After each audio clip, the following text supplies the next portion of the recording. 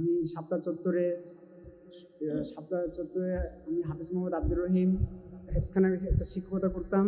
তখন ওই শাপলা চত্বরে আমার ডান চোখে গুলিবিদ্ধ হয়। তারপরে আমি শাহজাহানপুরে হসপিটালে আমার চিকিৎসা হয়। তারপরে এইভাবে 5টা অপারেশন আমার চোখে হয়। আমি এই চোখের কারণে বাম চোখেও আমার দেখতে সমস্যা হয়। এভাবে আমি অসুস্থ আছি দীর্ঘদিন। আমার জন্য সবাই দোয়া করবেন। আসসালামু আলাইকুম। আসসালামু আলাইকুম ওয়া রাহমাতুল্লাহি ওয়া বারাকাতুহু। নাহমাদুহু ওয়া নুসাল্লি আলা রাসূলিহিল কারীম, আম্মা বা'দ। আমি মোহাম্মদ রাশেদুল ইসলাম। আমার বাড়ি সিরাজগঞ্জ জেলার কাজীপুর থানা জজিরা।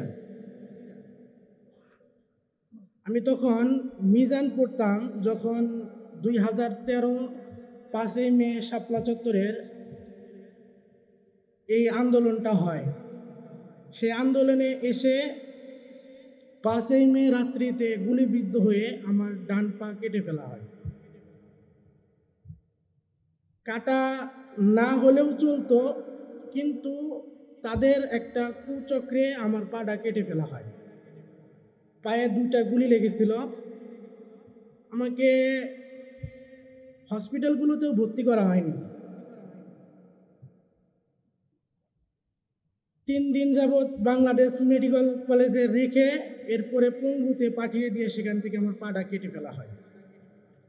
আমি চাই যারা 5ই মেতে আহত হয়েছে, নিহত হয়েছে, তাদের ব্যাপারে একটা সঠিক তদন্ত হয়ে এর একটা বিচার হোক, এবং যারা এতে বিধ্বস্ত, যারা তাদের যে সমস্যাগুলো রয়েছে সেই সমস্যার যেন একটা চিরস্থায়ী সমাধান হয়, এবং যারা বিভিন্ন ধরনের হয়রানির মধ্যে রয়েছে তারা যেন এই হয়রানি থেকে চিরতরে মুক্তি পেয়ে যায়। এই বলে আমার বক্তব্য শেষ করছি। ওয়া আখিরু দাওয়ানা আলহামদুলিল্লাহি রাব্বিল আলামিন।